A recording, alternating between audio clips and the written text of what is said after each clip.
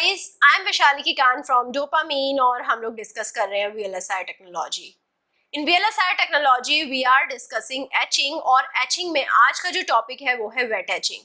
Wait etching को समझेंगे, दो वीडियोस में वेट एचिंग को समझेंगे। This is the first part. तो आज हम देखेंगे वेट एचिंग होता क्या है, इसके कुछ एडवांटेजेस लिमिटेशंस भी हम वेट एचिंग की वीडियोस में ही समझेंगे। सो वेट एचिंग का डिटेल में एनालिसिस है, very important videos and you have to watch these videos till the end. So let's start our discussion with the introduction to the wet etching. Introduction क्या है wet etching का? Wet etching होता क्या है? Etching तो हमें पता है, एक सब्सटेंस को रिमूव करवाना, राइट? सो वेट मींस कि we are using some chemical solution, chemical के सॉल्यूशन को यूज करते हैं जो कि वेट होता है। So this wet chemical solution is dissolving the material on the wafer surface. एक वेट केमिकल सॉल्यूशन को हम लेते हैं जो सरफेस के वेफर सरफेस के ऊपर जो मटेरियल होता है उसे जाकर रिएक्ट करता है, उसे डिसॉल्व करवा देता है।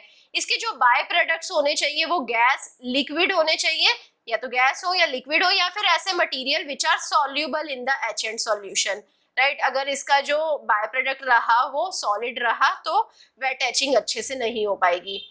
सो या तो बाय प्रोडक्ट गैस हो जो इवेपोरेट हो जाए, लिक्विड हो, राइट? सो जो भी हमारे वहां सरफेस से निकल जाए, या ऐसे मटेरियल हो जो सॉल्युबल हो जाए एचेंट सॉल्यूशन में। तो यहाँ पर तीन बेसिक स्टेप होते हैं, H, rinse and dry. Etching करवाते हैं, उसके बाद रिंस करवाते हैं जिससे पूरा ये केमिकल सॉल्यूशन सरफेस से हट जाए।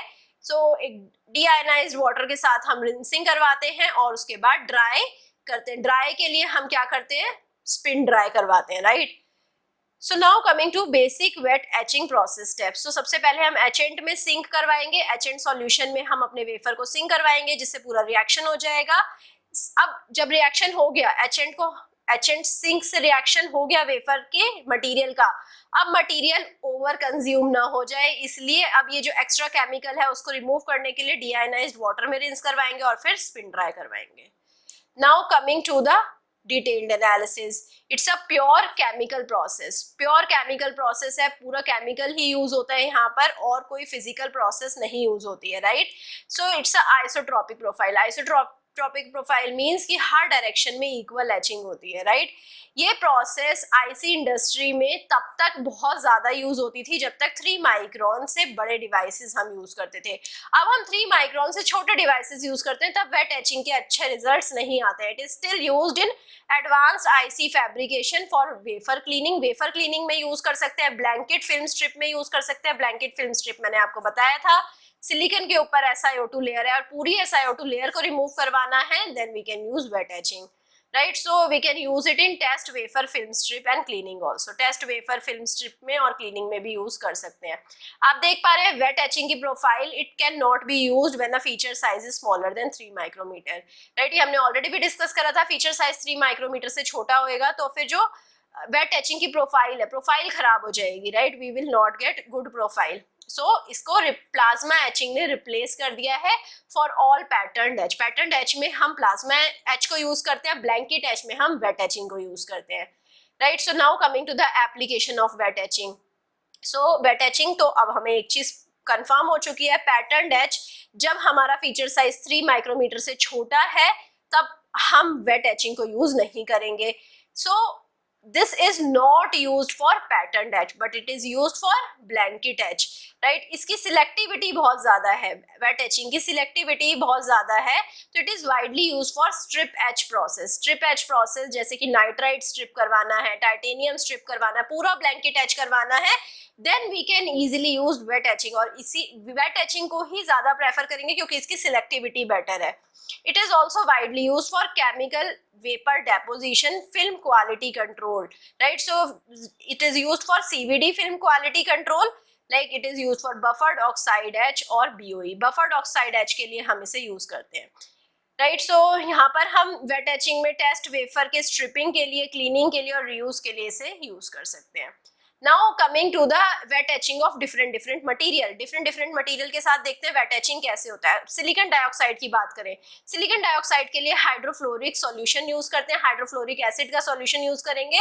Now we are not using the concentrated HF solution. Concentrated HF solution को डायरेक्टली नहीं यूज करेंगे, इसे डाइल्यूट करेंगे डीआयोनाइज्ड वाटर में या फिर इसे बफर सॉल्यूशन में डाइल्यूट करेंगे, जिससे कि H रेट थोड़ा कंट्रोल में आ जाए। SiO2 को HF से रिएक्ट करवाएंगे तो H2SiF6 बनेगा और H2O बनेगा।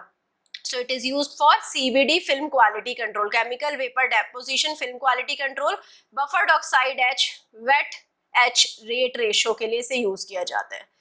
So now coming to the wide glass contact. Wide glass contact में आप देख पा रहे हैं wet etching और dry etching का comparison. Wet etching में anisotropic etching रहती है, तो हर डायरेक्शन में equal etching हो रही है, राइट? जितनी डाउनवर्ड डायरेक्शन में होगी उतनी ही लेटरल डायरेक्शन में भी एचिंग हो जाएगी, बट अगर ड्राई एचिंग की बात करें वो एक ही डायरेक्शन में ज्यादा होती है, right? So now coming to the wet etching of silicon और पॉलीसिलिकॉन। सिलिकॉन और पॉलीसिलिकॉन की वेट एचिंग के लिए क्या क्या सॉल्यूशंस हम यूज करेंगे? सिलिकॉन की एचिंग के लिए mixture of nitric acid HNO3 और हाइड्रोफ्लोरिक एसिड HF को हम यूज करते हैं।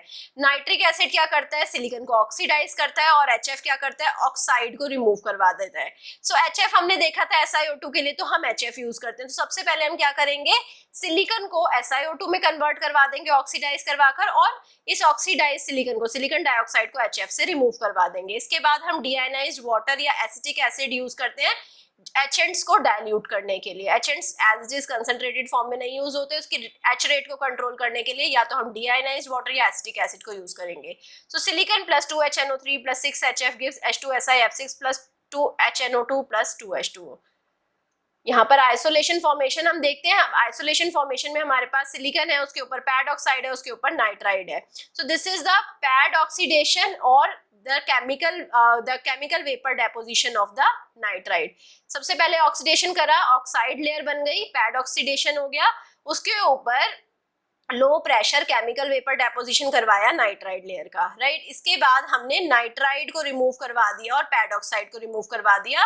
फोटोलिथोग्राफी प्रोसेस आप यूज कर सकते हैं, पैटर्न्स बना सकते हैं। जहां पर भी हमें आइसोलेशन फॉर्म करना है वहां पर पैटर्निंग कर दी। अब पैटर्निंग के बाद हमें वेट एचिंग करनी है। वेट एचिंग के लिए हम केमिकल्स यूज करेंगे। सिलिकॉन के लिए नाइट्रिक एसिड HF यूज करेंगे। नाइट्रिक एसिड HF के बाद आप देख पा रहे हैं कि वेट केमिकल एचिंग हो गई है सिलिकॉन की।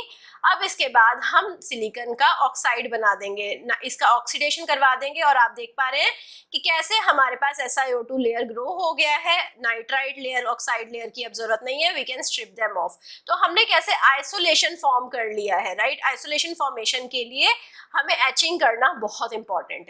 These are the references, these are very amazing books, you can refer these books and I hope आपको सेशन पसंद आया होगा। अगर पसंद आया है लाइक करिए, सब्सक्राइब करिए, दोस्तों के साथ शेयर करिए, and also give me your valuable feedback। And if you feel कि आपको नोट्स की रिक्वायरमेंट है, go to our mobile app, link is present in the description box below. वहां पर आप देख सकते हैं, आपको स्टोर में बहुत सारे कोर्सेज, बहुत सारे नोट्स मिल जाएंगे।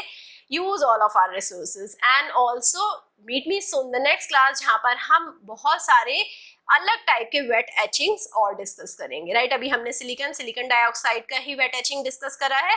Now we are going to move forward in the next video. Stay tuned, meet me soon the next class. Bye bye, thank you.